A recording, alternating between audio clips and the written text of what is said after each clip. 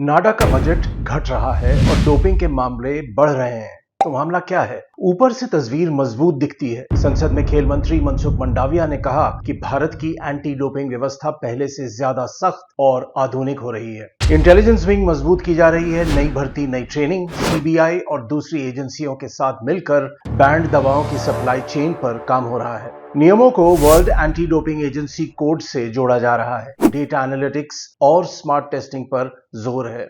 लेकिन आंकड़े कहानी में मोड़ लाते हैं। जनवरी 2026 में नाडा ने करीब 300 टेस्ट किए, पिछले 8 महीनों में सबसे कम। अप्रैल 2025 में सिर्फ 255 टेस्ट हुए थे और 2025 के आखिर में एक महीने में 900 से ज्यादा टेस्ट। मतलब टेस्टिंग में भारी उतार चढ़ाव। जबकि सामने एशियन गेम्स और कॉमनवेल्थ गेम्स जैसे बड़े टूर्नामेंट हैं। ऐसे समय स्थिर लगातार टेस्टिंग चाहिए, स्पाइक्स नहीं। अब करते हैं बजट की बात।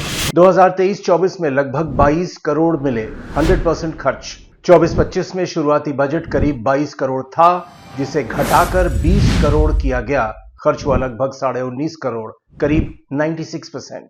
25-26 में बजट बढ़कर लगभग 24 करोड़ हुआ और 26-27 में फिर लगभग 20 करोड़ यानी करीब 4 करोड़ की कमी। 4 करोड़ सुनने में छोटा लगे, पर टाइट बजट पर चल रही एजेंसी के लिए ये बड़ी रकम है। अब लैब यानी एनडीटीएल 2023-24 में उसे करीब 20 करोड़ मिले, खर्च हुए करीब 18, 91% यूसेज।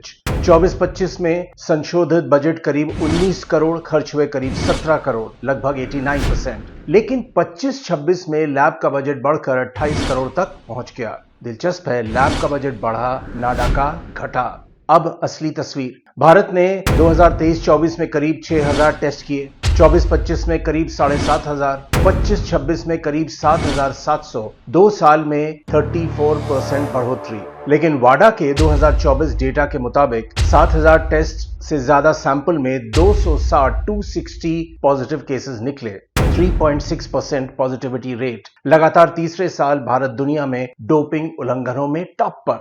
तुलना कीजिए, चाइना एंटी डोपिंग एजेंसी ने 2024 में करीब 24,000 टेस्ट किए, 27,000 सैंपल लिए और सिर्फ 34 केसेस पाए गए। सवाल खुद खड़े होते हैं। अधिकारी कहते हैं जरूरत पड़ी तो संशोधित बजट में और पैसा मिल सकता है। सही बात है, पर जब पूरा पैसा खर्च ही नहीं हो रहा है तो सरकार सख्ती दिखाएगी ही। अब सीधा सवाल, जब पॉजिटिव केस बढ़ रहे हों, बड़े खेल सामने हो, तो क्या बजट घटाना समझदारी है या फिर सच ये है पैसा नहीं, सिस्टम ही अभी भी हाँफ रहा है।